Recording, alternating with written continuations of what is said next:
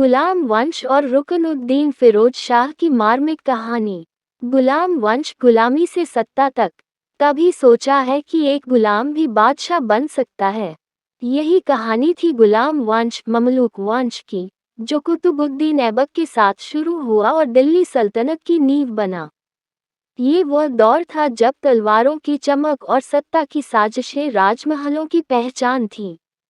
लेकिन इस राजवंश में एक ऐसा शासक हुआ जो सिर्फ कुछ महीनों का मेहमान साबित हुआ, रुकनुद्दीन फिरोज शाह। उसकी कहानी सिर्फ एक हारने वाले बादशाह की नहीं है, बल्कि भ्रम, धोखे और दुखद अंत की एक दास्तान है, जिसमें सत्ता हाथ में होते हुए भी उसे पकड़ने का हुनर नहीं था। शहजादे से सुल्तान बनने तक एक अदूरदर्शी फैसला। 1236 ईस्वी, दिल्ली का महल शोक में डूबा हुआ था। सुल्तान इल्तुतमिश का इंतकाल हो चुका था।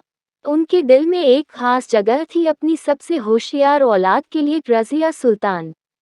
लेकिन अफसोस, वो दौर महिलाओं को हुकूमत करने की इजाज़त नहीं देता था। इल्तुतमिश ने चाहा था कि उनकी बेटी रज़िया राजगद्दी संभाले, लेकिन दरबारी अमीरों और कट्टरपंथी उलेमाओं ने ऐसा होने नहीं दिया। एक औरत सल्तनत नहीं चला सकती। यह फैसला दिल्ली की तकदीर बदलने वाला था। गद्दी मिली रुकनुद्दीन फिरोज शाह को, जो सुल्तान का बेटा तो था, लेकिन शासन करने की काबिलियत नहीं रखता था। उसके लिए सत्ता सिर्फ ऐशो आराम का दूसरा नाम थी। लेकिन असली खेल तो उसकी मां शाह तुर्कान खेल रही थी। सत्ता की बागडोर जब मां की हुकूमत ने जनता को तोड़ दिया। ताज सिर पर रखते ही रुकनुद्दीन दिल्ली के सुल्तान से ज्यादा एक शराबी और रंगीन मिजाज इंसान बन गया। उसे हुकूमत चलाने में कोई दिलचस्पी नहीं थी। शाह तुर्कान ने सारा नियंत्रण अपने हाथों में ले लिया। शाह तुर्कान एक हकीकत से वाकिफ थी, वह एक गुलाम लड़की थी, जिसे कभी महल में लाया गया था। लेकिन अब उसके पास दिल्ली सल्तनत की बागडोर थी। उसका दिल सालों की जिल्लत और तिरस्कार से भरा हुआ था, और अब वह बदला लेना चाहती थी। उसने अपने दुश्मनों को खत्म करना शुरू किया। इल्तुतमिश के दूसरे बच्चों को कैद में डाल दिया गया। रज़िया सुल्तान को बेइज्जत किया जाने लगा। महल में खून की नदियां बहने लगीं। दिल्ली की जनता कराह उठी। हर गली में चीखें थीं, और हर जुब्बा पर एक ही बात, ये हुकूमत बर्दाश्त से बाहर है। बगावत और सत्ता का अंत जब सुल्तान अकेला रह गया।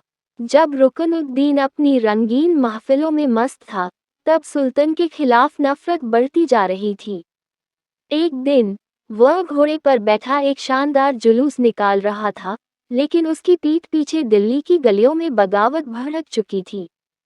जनता ने महल की ओर रुख किया, और जब रुकनुद्दीन को खबर मिली, तब तक बहुत देर हो चुकी थी। शाह तुर्कान को पकड़ लिया गया और उसे कैद में डाल दिया गया। अमीरों ने रुकनुद्दीन को भी बंदी बना लिया। महल की ऊंची दीवारों के पीछे एक सुल्तान अकेला और असहाय खड़ा था, जिसने कभी अपने लिए कोई फैसला नहीं लिया था। अब उसकी तकदीर पर भी किसी और ने फैसला सुना दिया था।